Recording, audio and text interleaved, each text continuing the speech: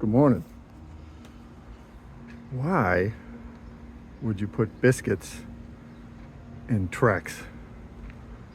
Well, because they do make PVC biscuits, and that way, when you make your picture frame, when you go to put a screw in it, don't glue it, put a screw in it, it can't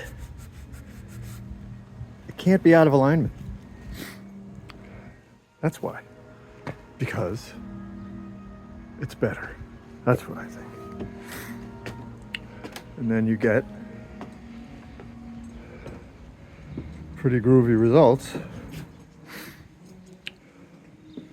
without having to lose your mind.